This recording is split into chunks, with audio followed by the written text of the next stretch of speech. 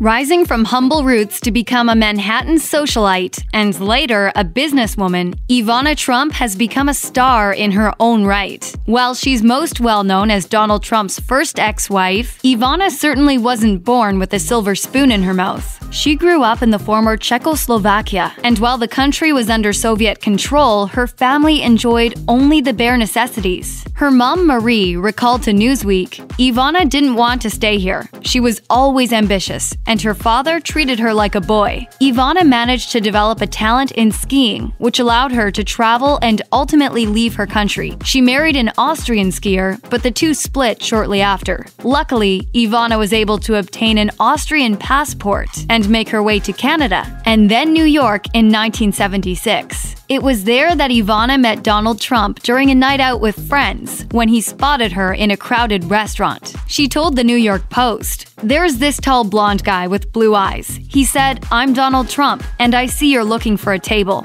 I can help you.' I looked at my friends and said, 'The good news is we're going to get a table real fast. The bad news is this guy is going to be sitting with us.'" And Donald was calling me every day and say, "Ivana, if you're not going to marry me, you're going to ruin your life."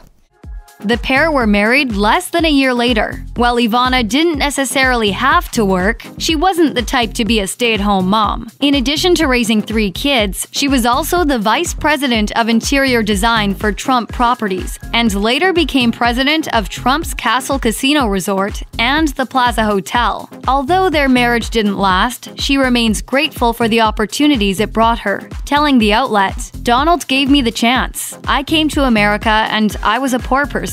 I had a sense of style, so he put me in charge of interior design of the Grand Hyatt Hotel. I was 7 months pregnant and going up the steps, making sure everything was on the schedule." There's not a lot of disagreement because ultimately Ivana does exactly as I tell her to do. See, wait a minute.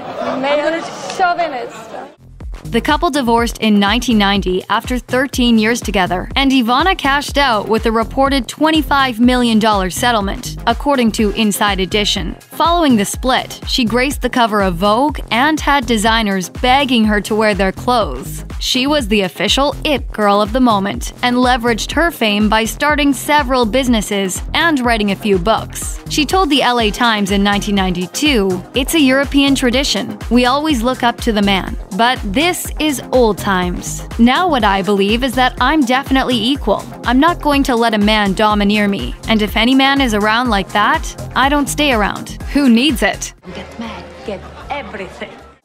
Although Ivana doesn't need a man, she definitely enjoys the company. And after being married 4 times, she knows exactly what she wants. She explained to the New York Post, "I'm not getting married again. But I like companions. The most important for me is honesty, good humor, not necessarily a millionaire. I don't need money." While Ivana has proven her worth when it comes to business, her hardest job and greatest pleasure has been being a mother to her 3 children, Donald Jr., Ivanka, and Eric. She wrote in her 2017 memoir, Raising Trump, "I believe the credit for raising such great kids belongs to me. I was in charge of raising our children before our divorce, and I had sole custody of them after the split. I made the decisions about their education, activities, travel, childcare, and allowances. When each one finished college, I said to my ex-husband, 'Here is the finished product. Now it's your turn.'" As for how she feels about being a grandmother these days, she told Oprah, After 3-4 hours, I ship them right back. Okay, don't need to change the diapers, been there, done that.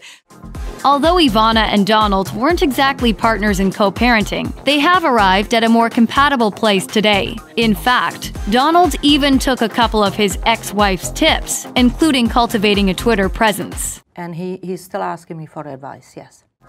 Ivana told CBS, "I said, I think you should tweet. It's a new way, a new technology, and if you want to get your words across rightly, this is how you get your message out." Check out one of our newest videos right here. Plus, even more Nicki Swift videos about your favorite celebs are coming soon. Subscribe to our YouTube channel and hit the bell so you don't miss a single one.